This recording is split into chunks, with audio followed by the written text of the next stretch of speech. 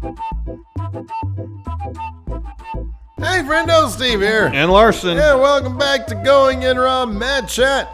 It's the only pro wrestling podcast you need to be listening to, powered by the magic of Patreon videos. Right here, youtube.com/Stephen Larson, available wherever fine podcasts can be found.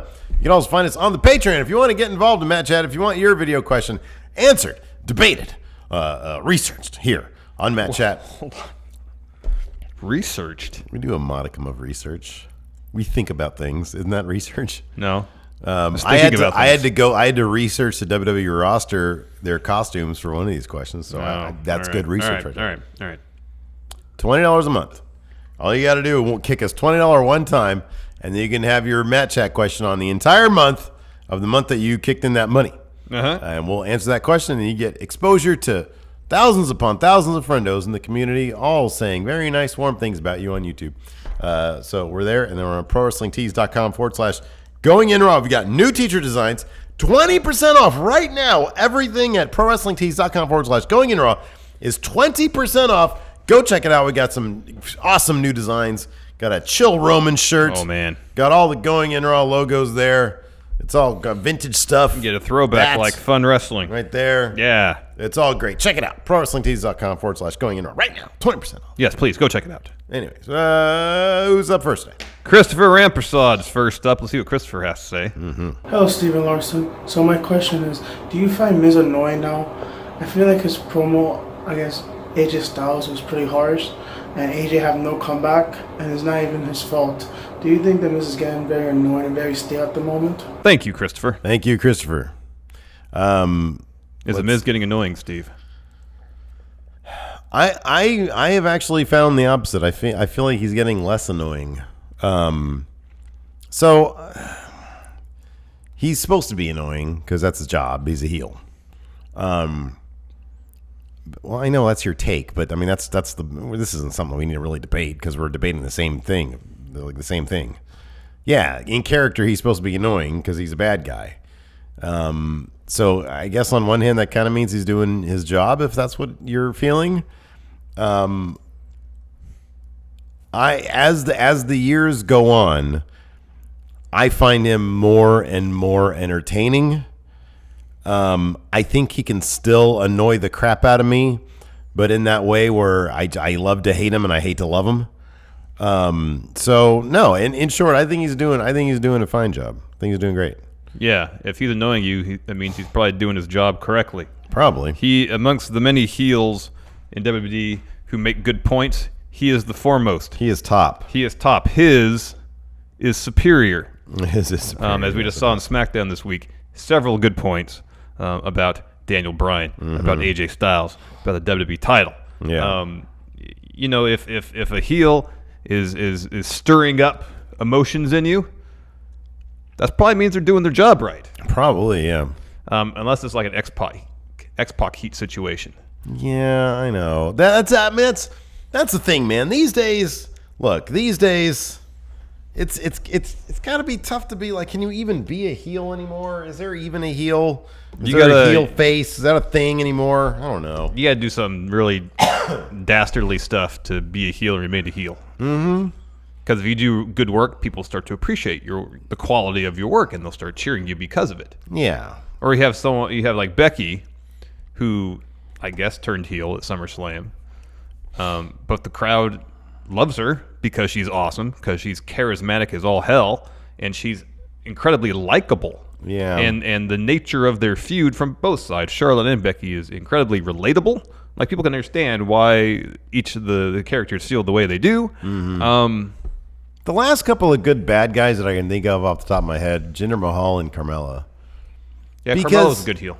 Because here's the thing. If somebody loves you for a very long period of time and really appreciates your work, and I'm talking about Becky Lynch right now, nobody's going to boo that person. Nobody's going to do that.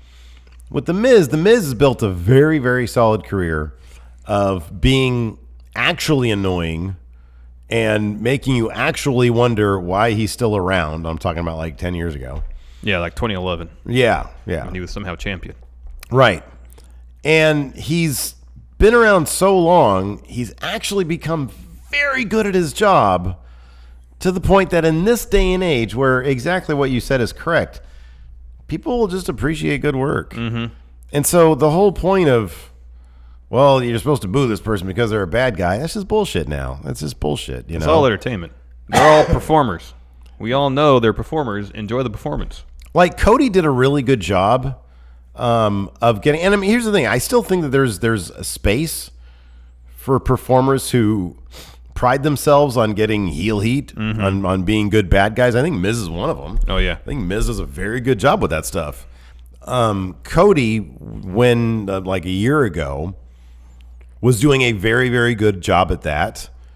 But the nature of where his career was taking him almost necessitated him having to do good guy things. Yeah.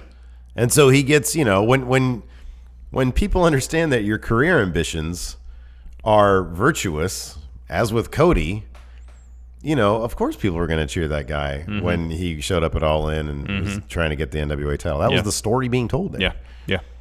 And so I don't know. It's such a I would suspect, Christopher, if you're like a fan of guys like Ciampa, if you cheer guys who are supposed to be bad just because you enjoy their work and you find the Miz is getting annoying, I would suspect that you're just kind of over him as a character, probably. That's just my suspicion. Yeah.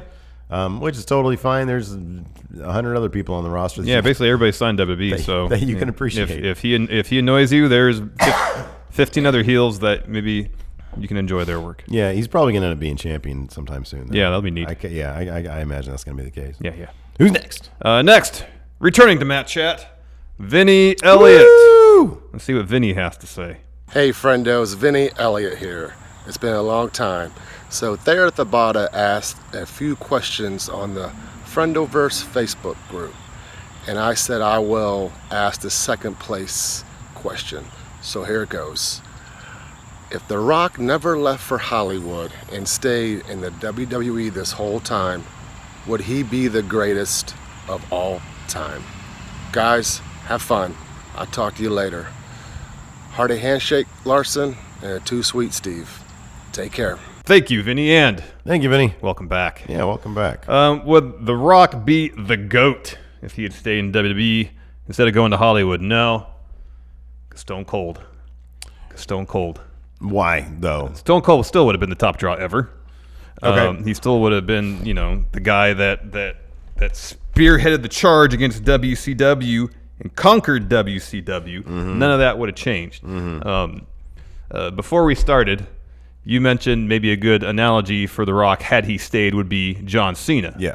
And you have to give John Cena credit for longevity. He's been the top guy in the company for a decade. Yeah. Plus. Yeah. However, as popular as he has been, never the draw that one Stone Cold Steve Austin was. Yeah. Never the merch seller that Stone Cold Steve Austin was.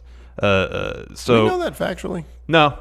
I know Cena sells a ton of merch. I mean, cumulatively, he's probably sold way more merch than Stone Cold. I mean, for those, especially those 3 years when Stone Cold was the hottest thing in all of wrestling. Yeah. I imagine he was untouched in terms of Sorry. merch sales. So on our whiteboard over here, The Rock over there is tier 2. If he had stuck around, he would have bumped up to tier 1. Oh, okay. But I think you still got Flair, you still got Stone Cold to contend with as far as GOAT. So no, as much as I love The Rock, he's great. No, you still have Stone Cold, you still have Ric Flair. So no. Okay, so the GOAT is a fairly subjective thing. Oh, absolutely. I think the Cena analogy is an apt one, and I think a case could be made for Cena being the GOAT. To be honest with you. His longevity, what he can do with the crowd. I mean, Super Showdown was damn right comical with his 6 moves of doom. But the fact that he can do that and still get the response that he gets. Cena, at this point right now, just feels out of place in the WWE because he's too big. And when I tried to wrap my head around the idea of being in the WWE longer than he was, I think it'd be even more magnified. Because you look at The Rock right now in Hollywood, and just how big he is. You know, when your ceiling is top draw on the planet, then you're gonna feel out of place, or it's gonna come off as out of place. So I don't know what it would have looked like. It's difficult to envision the WWE with The Rock having been around 10 more years, like till 2013, like as a full timer. Yeah, I know. That's a really hard thing to envision. It is really hard. And all we can kind of go off of is the time he was there. So I sort of look at John Cena, who kind of had, when you look at the reactions he got when he was hot, they were hot reactions. Yeah. I personally don't feel he was at the rotten. Look, here's my thing. I don't think anybody besides Stone Cold was at the Rock's level promo-wise. Oh, yeah. Maybe ever. And I even look at Ric Flair's promos, and they're great for what they are. They're top of the line. Yeah. I look at John Cena's promos, they're top of the line. But The Rock and Stone Cold, they just had that voice that physically made you captivated. Like, you listen to them talk, and it's like, I can't stop watching this guy talk. Yeah. That combined with their comic timing, combined with, how they deliver things, they were just once in a lifetime, twice in a lifetime dudes. I honestly think that's my own personal opinion. But I guess if you look at Cena, I think he just would have ended up within the next, if he lasted till 2008, if he stuck around, if he didn't get the Hollywood bug, if he stayed around till 2008, he just would have been like, why are you still here? You need to be doing other things because this is like too small for you at this point. So I don't know. I mean, if your measurement of like GOAT is Stone Cold, which is a great measurement, I don't know whoever would have been the draw of Stone Cold. I don't think he would have. I think you're right about that. Could he have been? See, I do feel like Cena is a bigger crossover guy than Stone Cold. Yeah.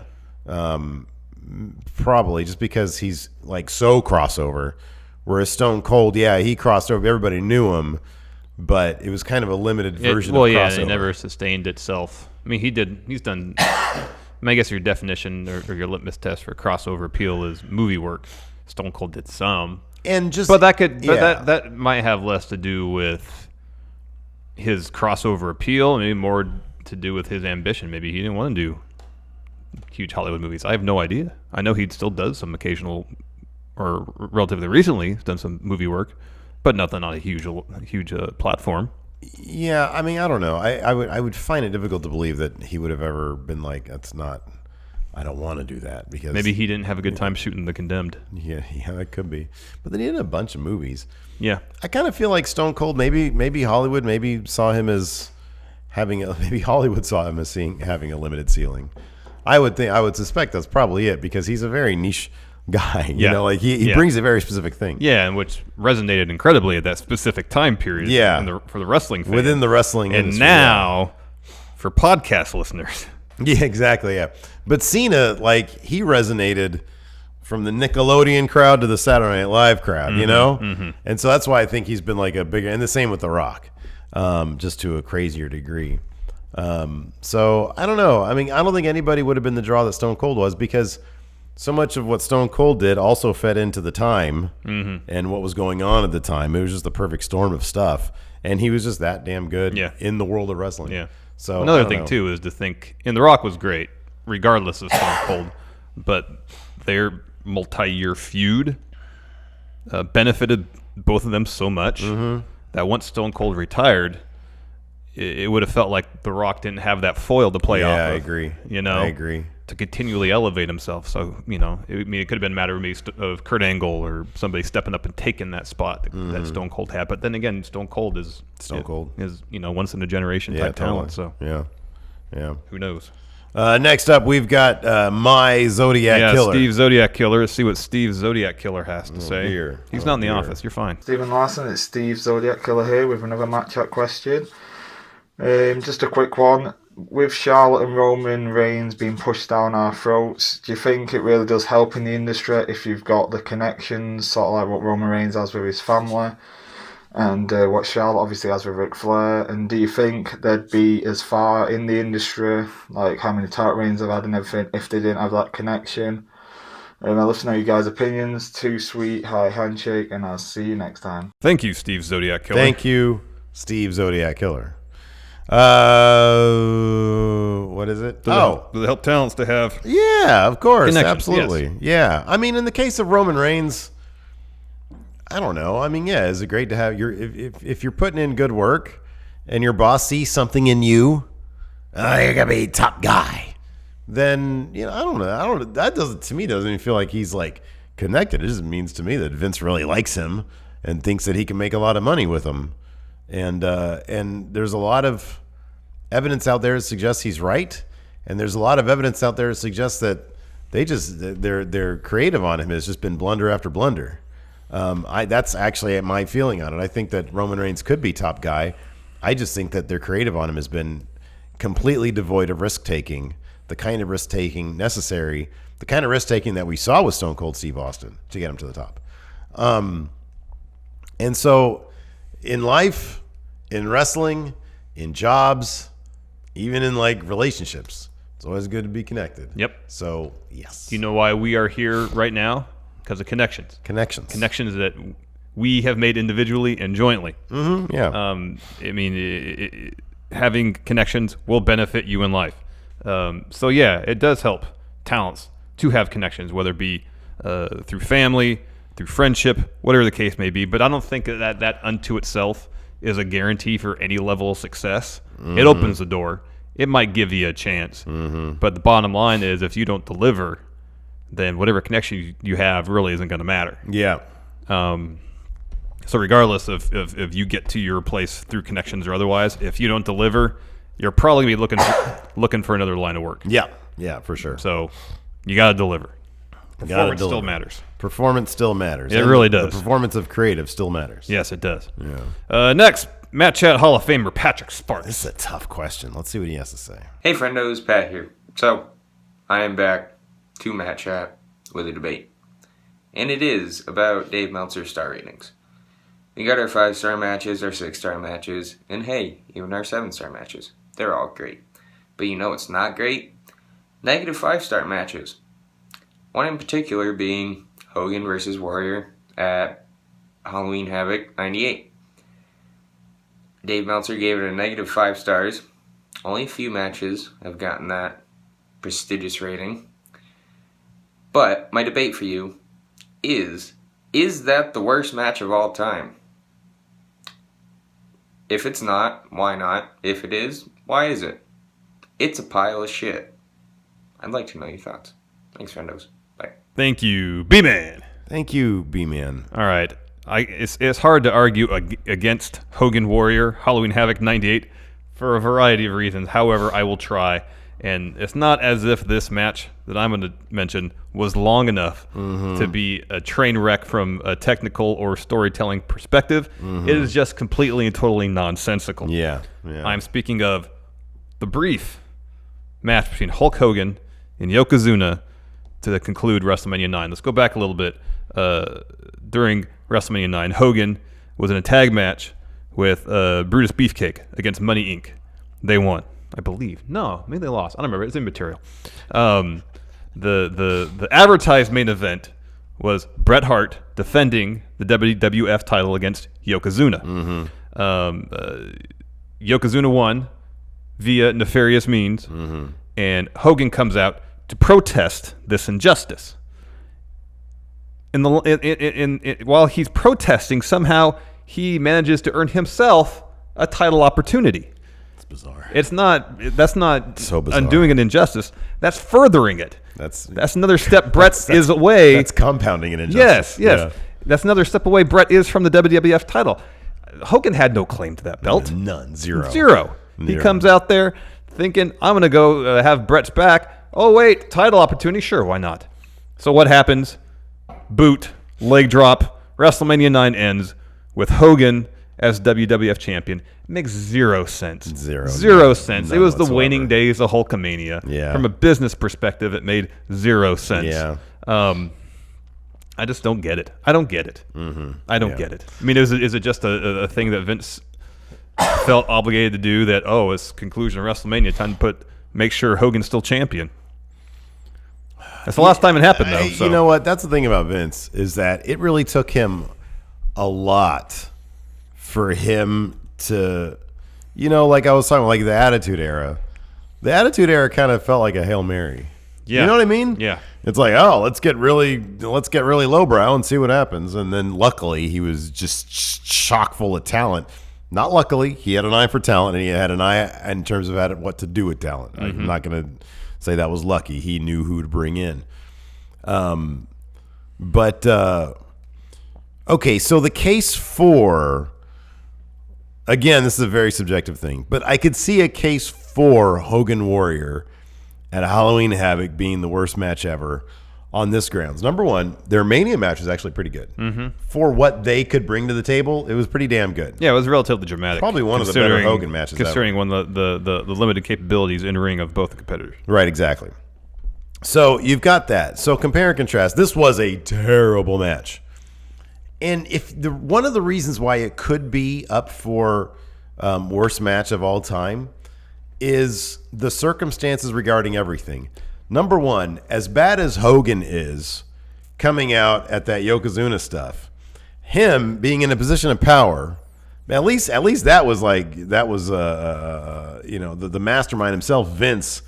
Either it was his idea or Hogan cleared it through him or whatever happened, but he had Vince's blessing to do that. On the other hand, you got Hogan basically running the show. So this is him. This is all him.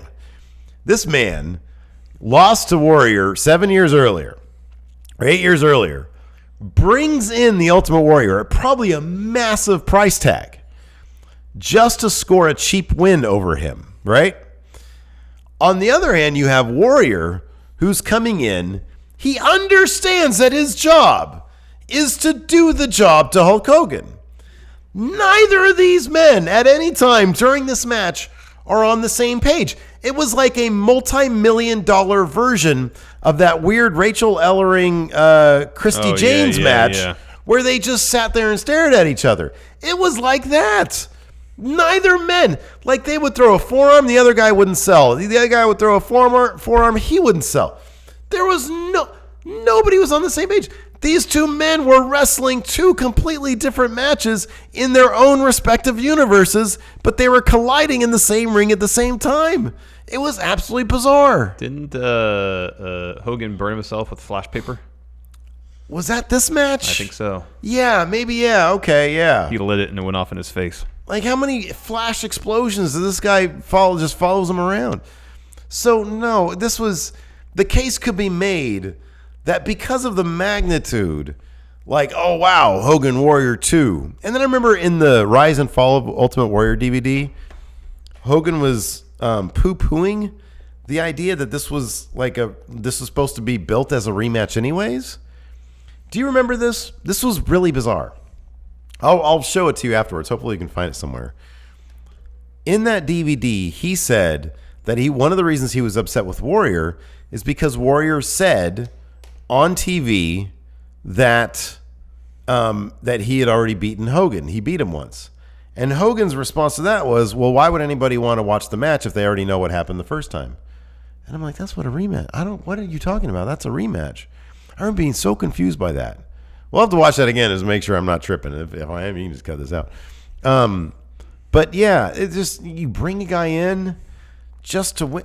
It's not real, man. No, it's not real. None of it's real. It's not real. Nobody cares. No one cares. And you know that nobody plays good with Warrior. He's on his own little level. So, no, a case could be made for sure, given how much money was wasted on it. I want to see the match at Triple Mania a few years back. Viano 3, 4, and 5, I think. That also got a negative 5-star taking rating. on Murder Clown, Monster Clown, and Psycho Clown. Do we know how many negative 5-star rating matches there have been? Just a few. Just a handful. Yeah. Well, we have to like review those or something. We have to do check those out. I mean, it's a Triple Mania too. Any excuse to watch Triple Mania. Oh, I'm all in. I need to educate myself more on Triple Mania. Yes. Next up, question from another Matt Chat Hall of Famer, Zach S. Oh, nice. Zach has to say. All right. What's good, Stephen Larson, many friendos out there? It is your friendo, Hall of Famer, Matt Chatter, Zach S. Coming at you with another Matt Chat question. The question this week is, there's two major, formerly major stars on the main roster that have really gotten a bit of a down roll. Those two being Finn Balor and Bobby Roode. So the question surrounding those two that I have is, who is going to be more difficult to retrieve back their aura, their atmosphere, that they were the man and they did what they wanted to do. Who's going to be harder to get back to that position? Thanks, boys. Thank you, Zach S. Thank you, Zach S. Oh, I go first. You go first. Do I? Yeah, man. No, I go first. You go first. That's right. It's Bob Roode. You have to look at who has fallen the furthest. And I don't think there's any debate over who's fallen the furthest. It is right here, right now, Bob Roode losing to Connor in the Ascension, and then he's about to get jobbed out. Him and Gable are about to get jobbed out to Authors of Pain. Maybe they'll pick up a moral victory, but I kind of feel like this whole thing is being used for the Authors of Pain to get over and then move on. I'm not even certain that Bob Roode's going to get a heel turn out of this. He is sub-loser's locker room. He's in the area of like a Mike Kanellis, who apparently is debuting on 205 Live tomorrow, but a couple days ago for the people watching this. It's Bob Roode. How do you do this? How do you do it? It's Bob Roode, Larson. That's the answer. So here's Bob Roode's saving grace. Heel turn. Okay. In NXT, we saw what he can do as a heel, and it's exceptional. It is. Exceptional. Yes. Finn Balor has been stuck in this kind of generic babyface character since he debuted in NXT. Mm-hmm. And since he got hurt, he's been given a couple opportunities at a title, but it never really seemed like he was going to win it. Yeah. He's just stuck in like upper mid-card purgatory. Yeah. And I don't really see, based on the level of talent that's ahead of him currently, in terms of the order of the card, I don't really see a way for him to get out right now. He's kind of stuck in this middle ground, whereas Bob Roode, yeah, he's in the doldrums right now. He might be the lowest of the lows. It just takes, I think, for Bob Roode, a heel turn for him to rebound. Yeah. Potentially. Yeah. It's not a guarantee, however. Yeah. Thing about Finn also is that if you look at where he came from, he's had the higher fall, because when you debut as the Universal Champion, when you debut the way we think they should debut the Undisputed Era, debut, give him the belt. Yeah. Immediately give him the title, which they did. And then he gets hurt. That's a tough thing to come back from. And so he's got a higher ceiling to climb back to. Has he ever had his rematch? He's not had his rematch yet. No, man. No. Oh, wait, no. Roman gave it to him. Yeah, Roman gave it to him. That's right. Right after SummerSlam. And then he won clean, and then Finn quantum leaped out of the situation because I think at that point, like Braun or somebody. Yeah. So, it's Finn. Granted, right now he's on a higher position of the card. I just don't see how he's going to get out of it. Mm-hmm. Because the Shield's there, Drew's there, Braun is there.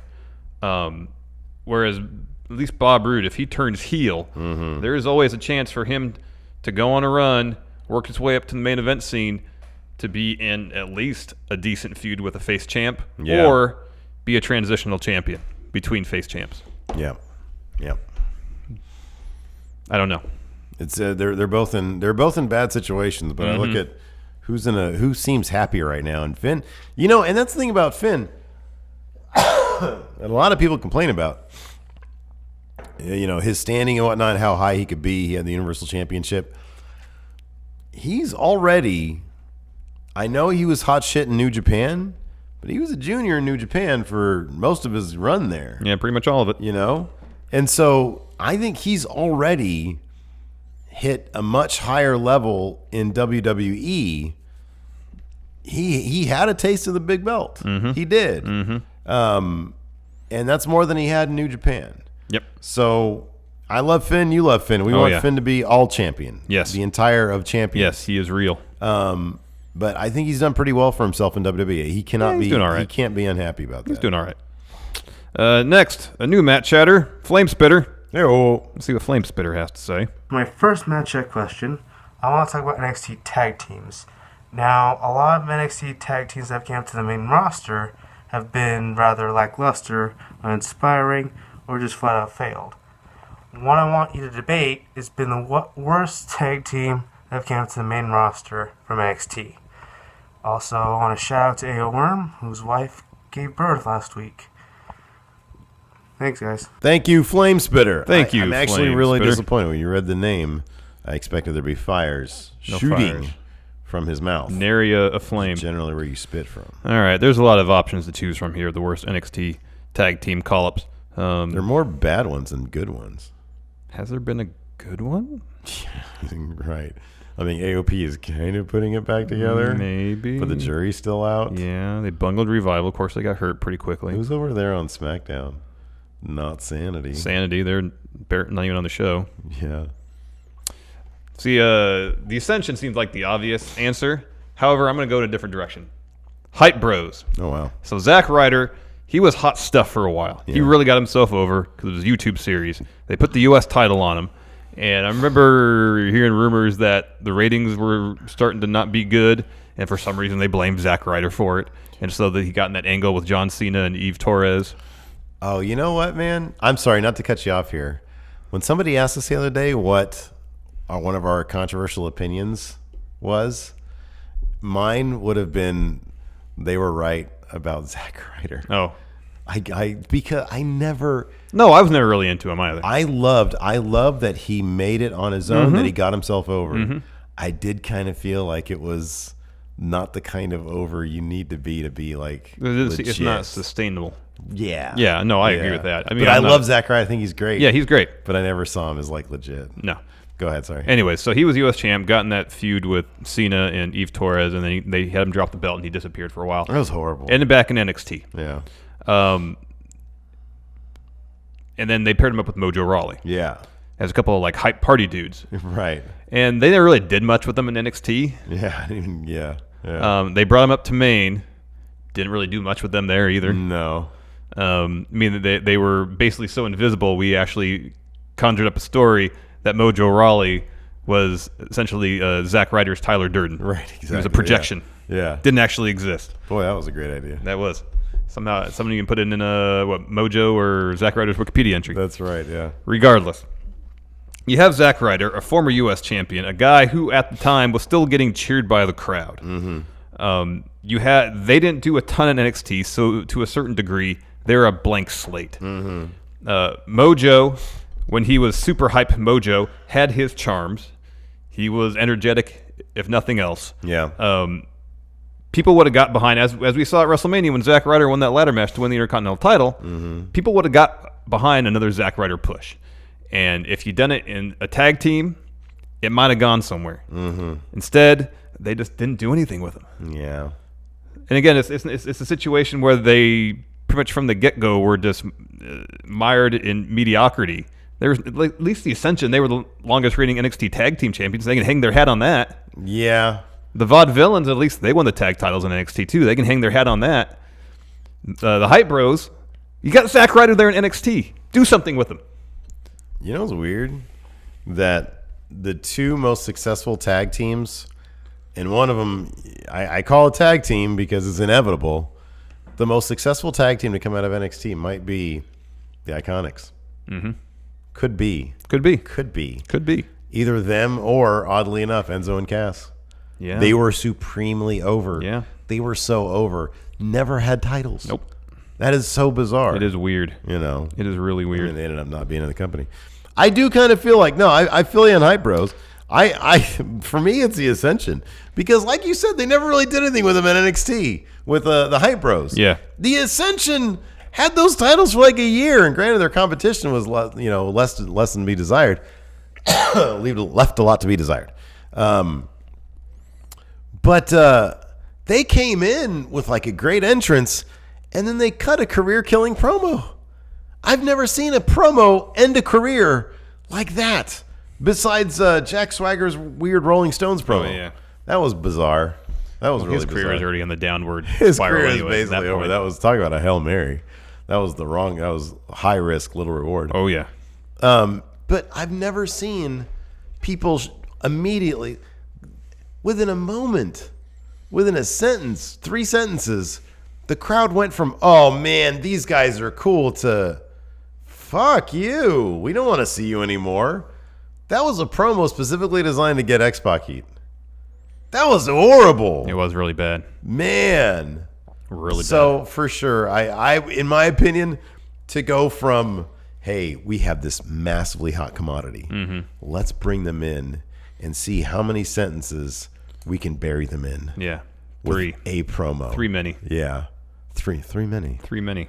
Yeah. From my point of view, it's the Ascension. Yeah. Wow. That's a good answer. Yeah. Next, another Matt Chat Hall of Famer, Christian!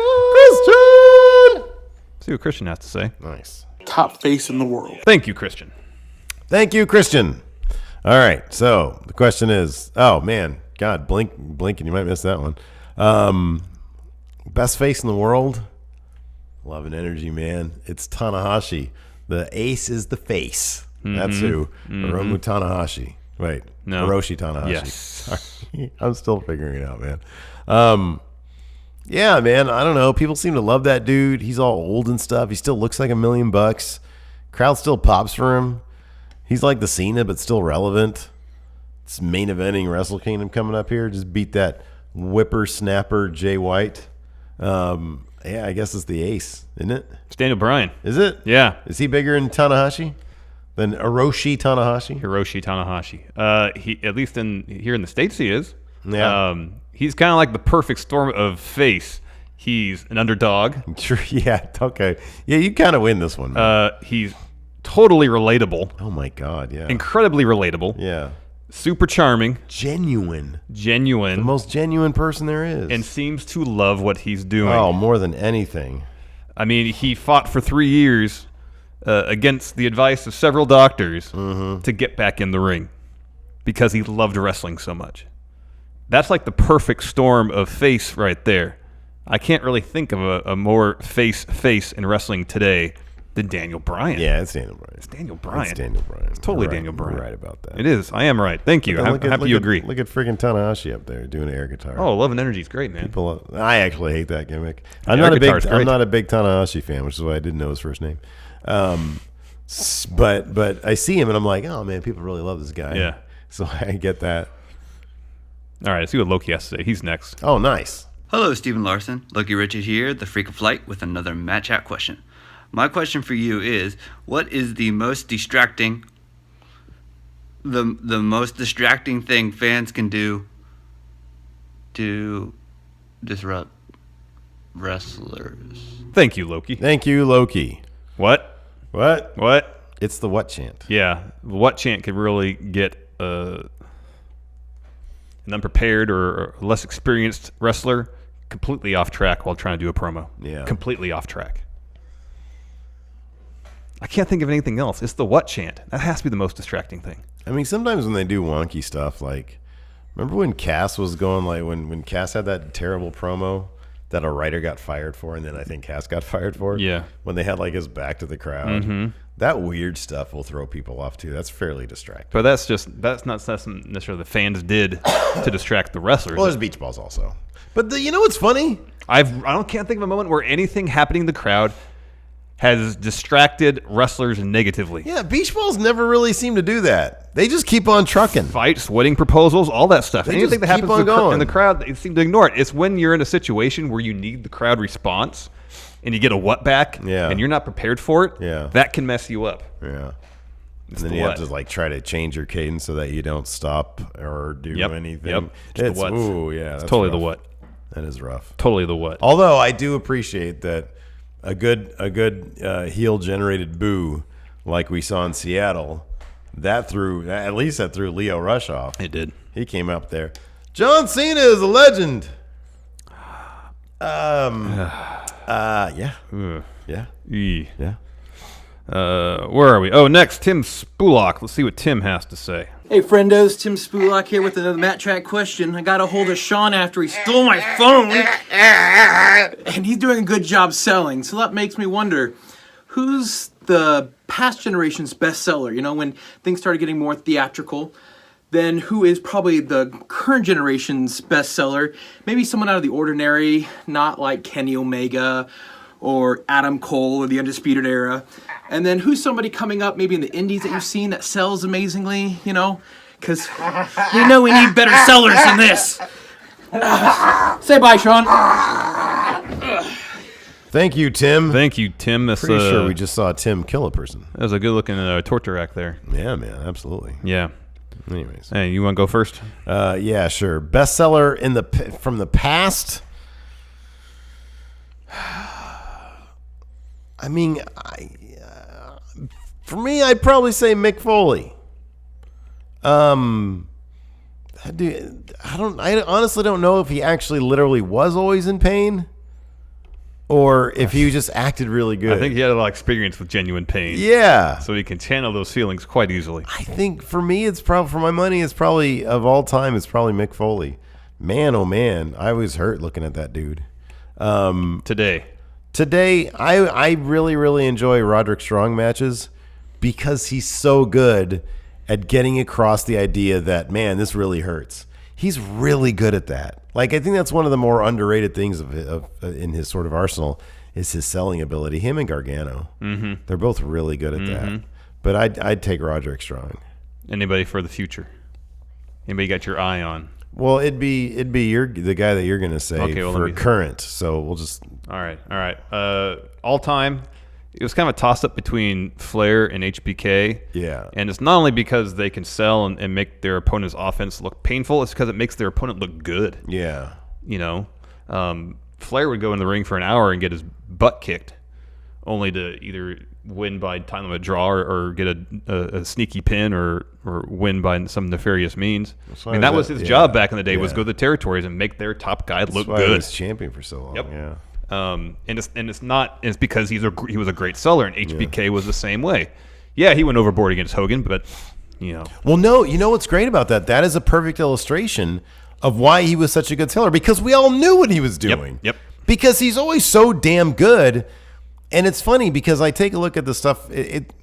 So Dolph Ziggler gets kind of an unfair knock of being sort of like wanting to be an HBK guy. Yeah. I mean, there's some shades of truth to it, I believe.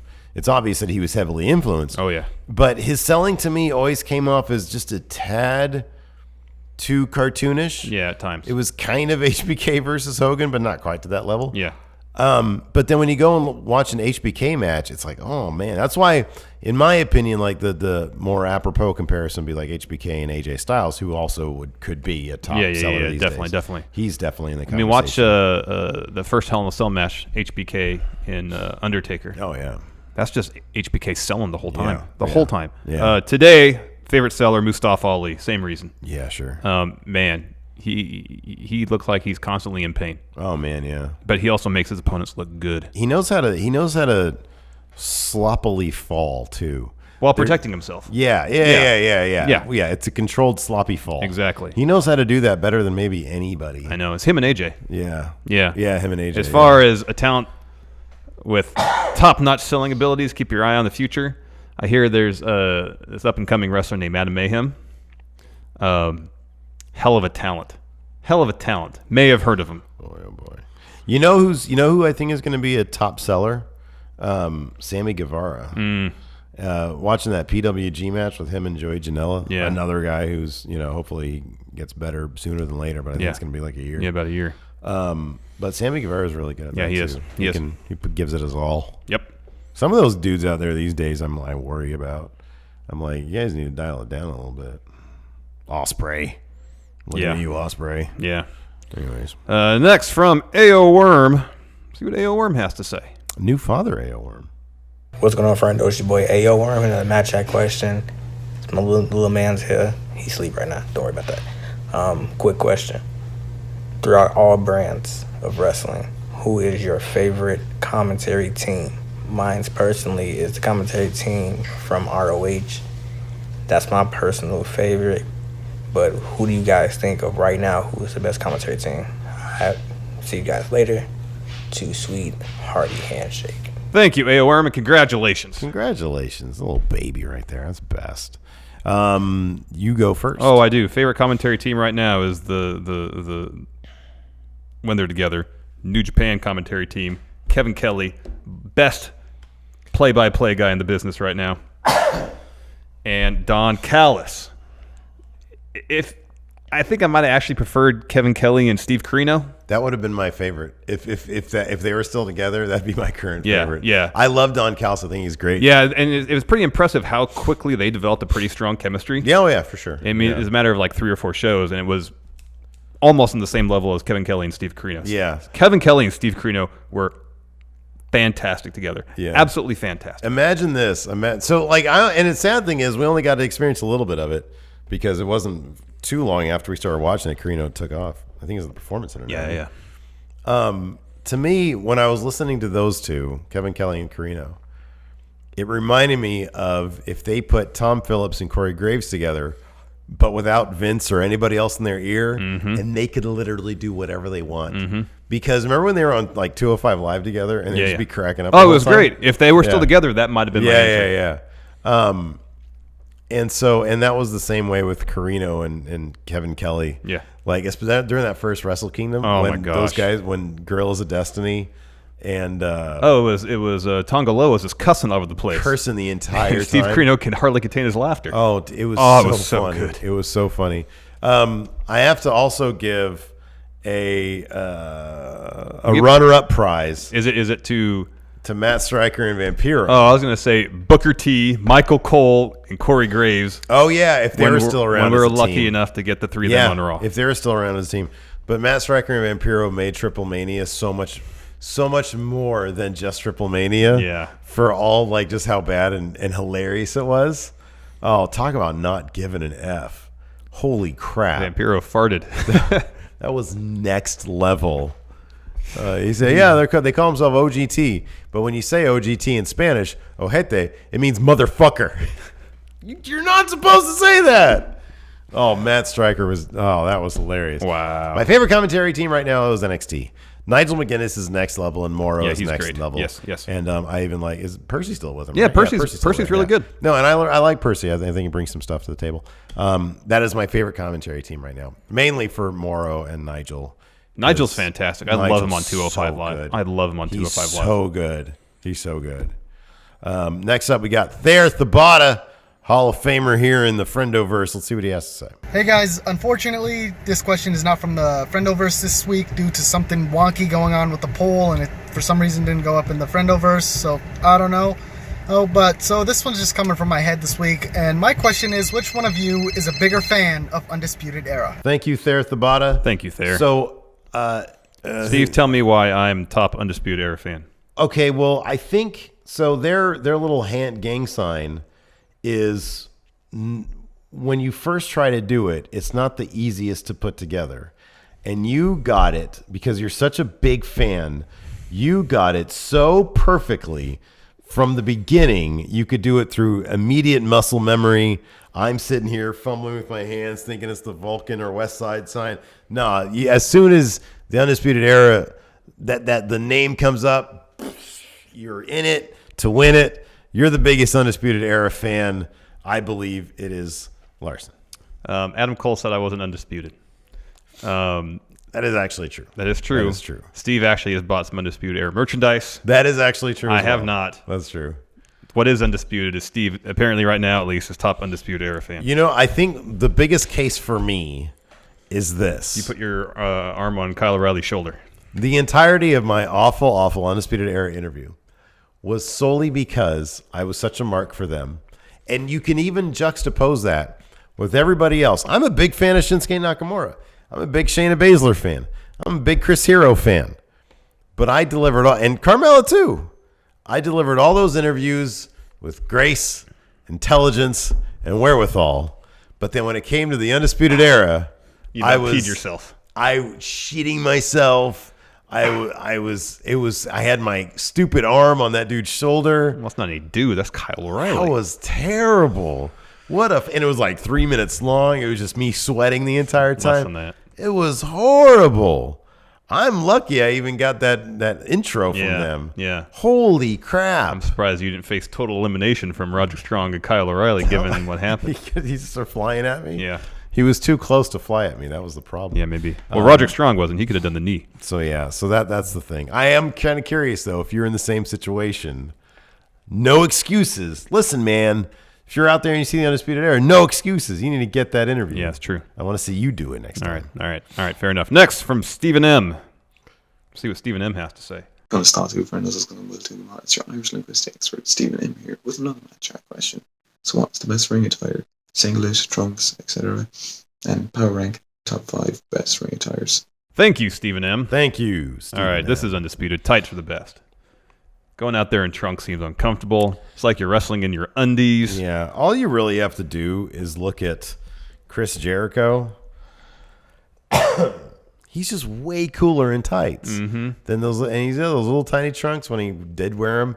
Those will bunch up in his butt and stuff. Then he comes out rocking some leather pants for that last match of his. Yeah. Wearing that sort of pseudo Clockwork Orange makeup and stuff. Man, he was rad. He looked was great. Yep. Trunks. They're not. Trunks suck. Man. Trunks. They're not. All right, let's power rank our personal top 5 ring attires. All right. You can go first. All right. So I'm just reading off your notes. Yeah, no. I don't know where the notes are. They're in the same place they always are. So number 1 is Kevin Owens. He seems very comfortable. Comfy. So comfy. And I mean, it's basically what I wear anyways. So Kevin Owens is number 1 for me. And it looks cool. He just looks cool. Number 2, I'm a big fan of the Seattle Seahawks color scheme. So I go with Daniel Bryan. He also has some I like when they have I'm okay with trunks if they have really big knee pads and kick pads and everything else. I'm okay with showing off the thigh. And if the color scheme is really good.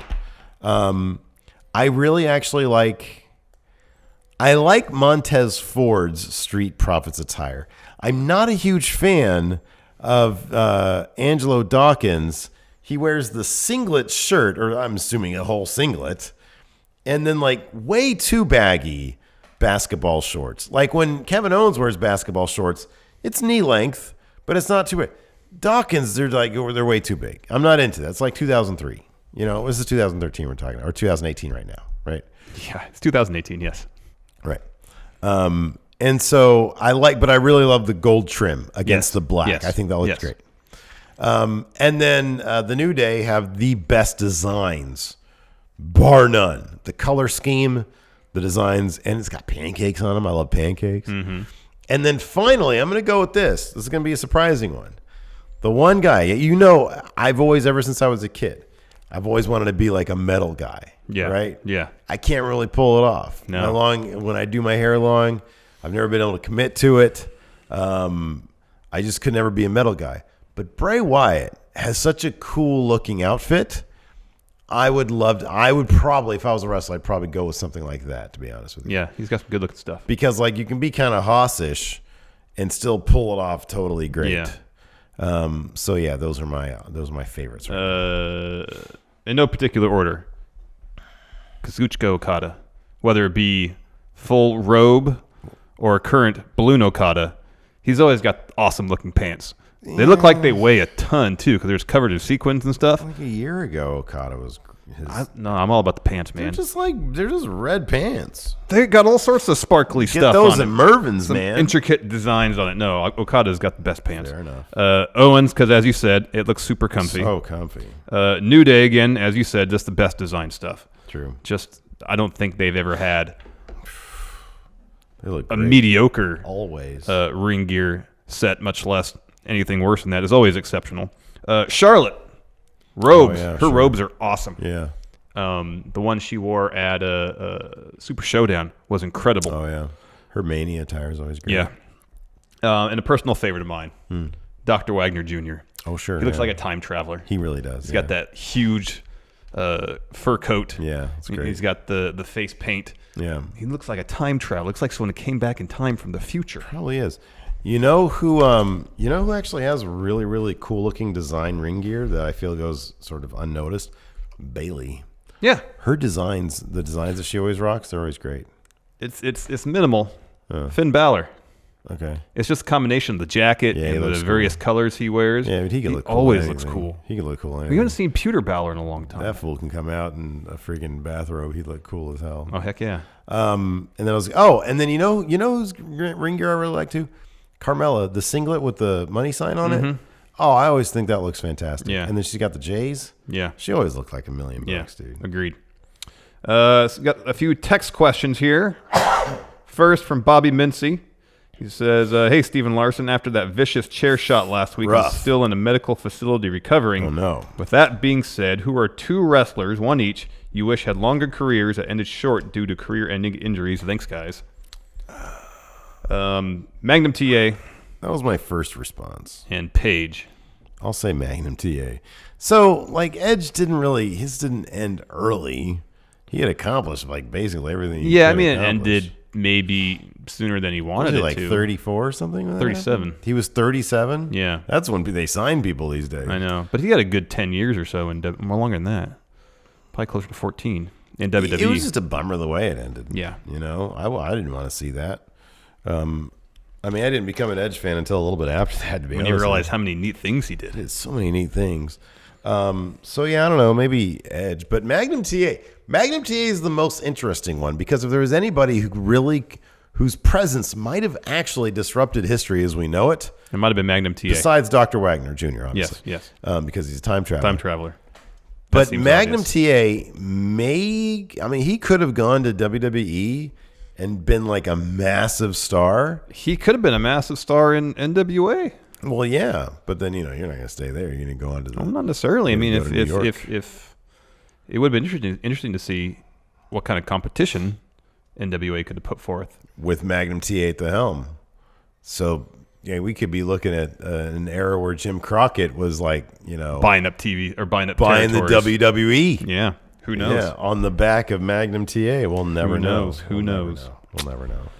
Next from Ryan Rugani, do you think Fox is influencing SmackDown? It seems the way it's more based on wrestling like NXT, and that's what Fox wants to get the male 25 to 45 demographic once it moves to Friday nights.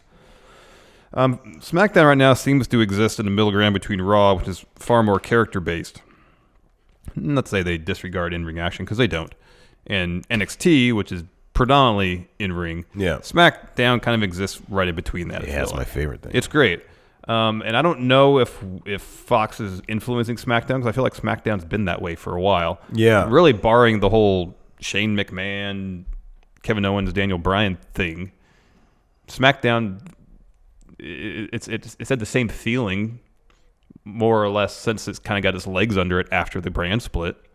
If you take that period out, it's been a pretty consistent show. I would find it difficult to believe, especially a year out from the contract taking effect, that this far out, I suspect it's going to be more along the lines of, okay, moving brands, we're going to do a big thing, we're going to do a superstar shakeup, we're going to move some of our bigger, what they perceive of as some of their bigger stars, like maybe Roman Reigns, over to SmackDown to be on the network where the ratings will probably be bigger than Monday Night Raw, maybe. But it's Friday night on network TV, so who knows? I know.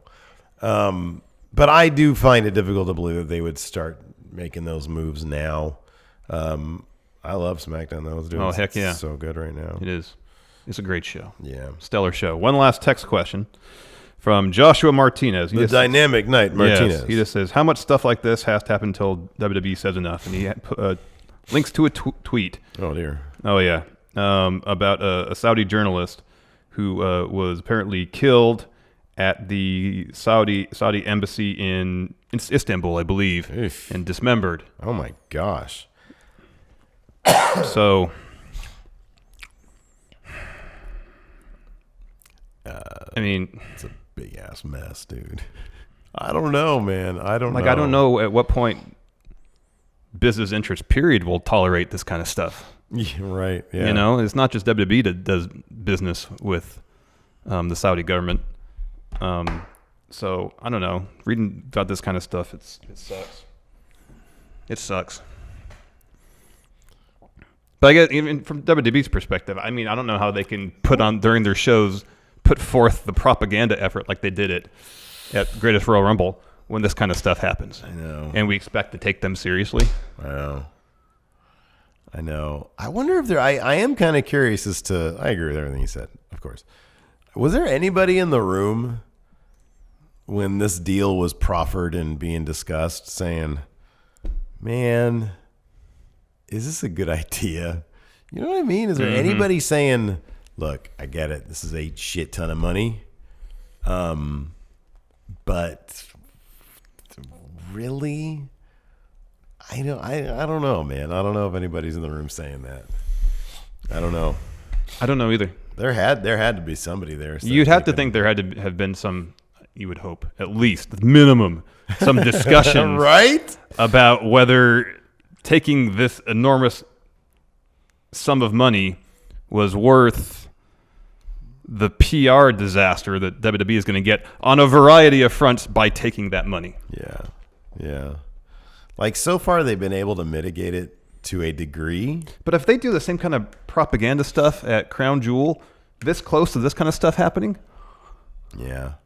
It all depends on how, and not to be a cynic about it, but it all depends on how how much this activity sort of breaks through in the mainstream consciousness, you know? And this isn't like a political statement, but there's so much happening in the world that just has everybody's head spinning, that it's difficult. You know, what the climate change report came out the other day that said, hey, if we don't lower emissions by 60%. If we don't cease carbon emissions by 2050, we are all fucked. Yeah. That's what it said. Yeah, exactly. It's not lower, cease. Yeah. And that was in the news cycle for what, 6 hours? Yeah. And then that story the New York Times had about Trump evading taxes for all those years. Yeah. $450 million. And that was in the news cycle for like an hour and a half. Hardly anything. I know. It's just, it's all being thrown at people. And, you know, again, not to get like, you know, political or anything, but it makes me wonder, like, something like this happens, we're just not in the climate where people seem to give a damn. I've been hearing about this for the last 3 days. Yeah, it's been percolating, but also you and me, we pay attention. Not a lot of people do. And because of that, a lot of stuff that we pay attention to just doesn't hold traction. And if it doesn't, then there's not going to be any repercussions for WWE taking a deal like this. There just isn't. And so that's the sad fact of the matter. It's a sad fact of the matter. So I don't know, man. I don't know what to say. It's a bummer. Yeah. It's an absolute bummer. Yeah. I don't know. You know what we should do? We should show up for Crown Jewel. Instead, we should just play some video games and say all the money that we're donating is going to freaking another good cause, or all the money that we're getting from Super Chats or something like that. I don't know. We'll talk about it. Yeah, we definitely will. We'll talk about it. Anyways, that's it for the show. Thanks so much, everybody, for tuning in. Until next time, we'll talk to you guys later. Goodbye.